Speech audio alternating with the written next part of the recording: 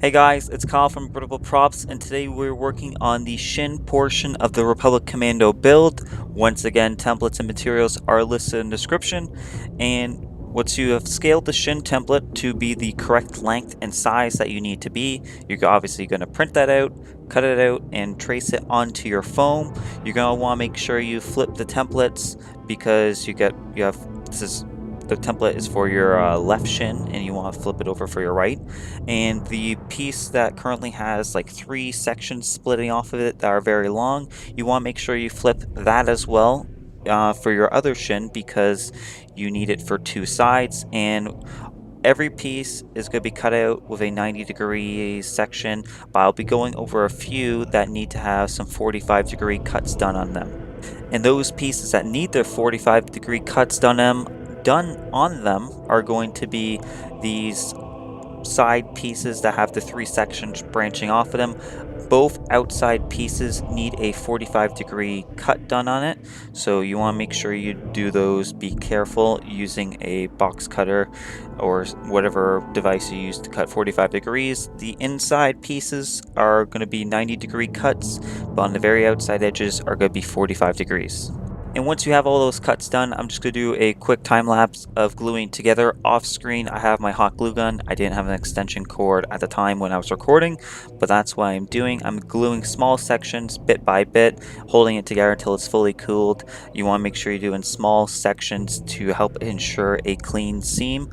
Make sure you are using contact cement or hot glue at the very least. I don't have good brands of contact cement near me, so that's why I use hot glue, and it's vastly available to almost everyone who does cosplay for hot glue. So I am just gluing that together. Now once you have both sides done of gluing those 3 sections together, we're going to want to glue it to this middle piece. You want to start it at the very end, and that part is going to be completely flush, and as we progressively move up towards the kneecap area, we're going to be having less and less connected so that it's providing like a step down effect. You might understand it better as we progress this along, but I'm using some pins to hold it down, so it's going to have both edges are going to meet, and as we move along towards the kneecap, we're going to slowly move that away so it's connected more and more towards the bottom of the foam to have it raised up from the foam, so you got like a stepping effect. And here we have it. As you can see, close edge near the bottom. As we move towards the top, that piece moves farther away from the side pieces, and make sure you do that for the other side. For the kneecap piece, we're going to do a 45-degree cut on these pieces. The piece that you currently see, there's 2 of them. You're going to make sure you do 45-degree cuts where they will be connecting that kneecap piece, and on that kneecap piece you're going to want to make sure you do a 45-degree cut on the very outside edge. Those pieces that have to be cut out, make sure you do 90 degrees, and the seam in the middle, you want also make sure that is a 90-degree cut as well. And what I did off camera now was I started to glue that kneecap section together, gluing that middle piece slowly bit by bit to help get that correct curvature. And you just glue the inside portion. Those cutaway pieces, you want to make sure you glue those back in, but at a lower level. And once you have that middle kneecap portion done, you want to make sure you do the lower piece after gluing those 2 sides together, and then connect the whole kneecap piece together with some hot glue.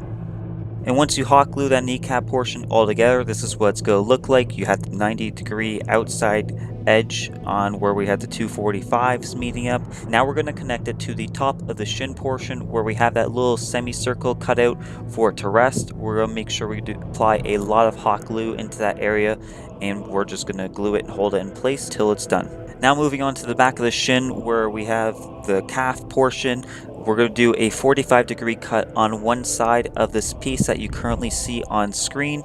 That way we have the correct curvature. If you don't know what piece I'm referring to, look back to your PDO file on that Google Docs. So you do one 45-degree cut, glue it together, and we're going to start connecting it to the back of the shin where we had that 45-degree cut. Make sure you do it slowly. Use some pins if you need some help.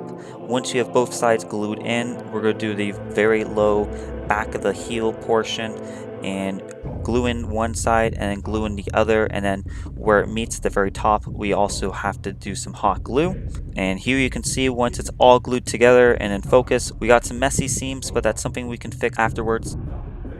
Now for the last piece here, we're going to want to do a 45-degree cut on the outside edge of it where it has that 130 degrees wide V-like shape at the very bottom. We're going to want to leave that for 90 degrees. The outside edge is 45 degrees.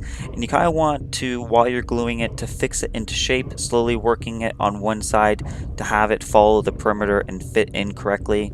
You'll understand it better as you see with the video. So glue that in, and then we'll tackle the last part of detail for this piece. And the last bit of detail is using some 2mm craft foam to cut out a 1.5 to 2 centimeter wide strip of foam to go along the very top of the back. I'm adding that detail in because on most plastic molds of the Republic Commando armor, that piece is on the very back. It's just missing some detail, so I figured might as well add it. So here it is once it's finished. In this current part, I did not do any Dremel work to clean up the seams. You could obviously, if you don't have a Dremel, use 120 to 150 grit sandpaper to smooth out those areas, and use Kwik Seal to fill in those seams. Here I'm comparing it to the version I made years ago. You can see a lot of difference in the seams and how the sizing allowed for me to properly put it on, so I didn't need to have the cutout on the area in the back on the first one I did. So make sure it's properly fitted so you can slip your foot in like I currently do on screen. Anyways, this has been Kyle from Regrettable Props. Don't forget, the template link is in the description as well as materials used. Don't forget to share, it helps me out a lot, and stay subscribed if you want to stay tuned for next week's video. Anyways, hope you guys have a good day. Bye.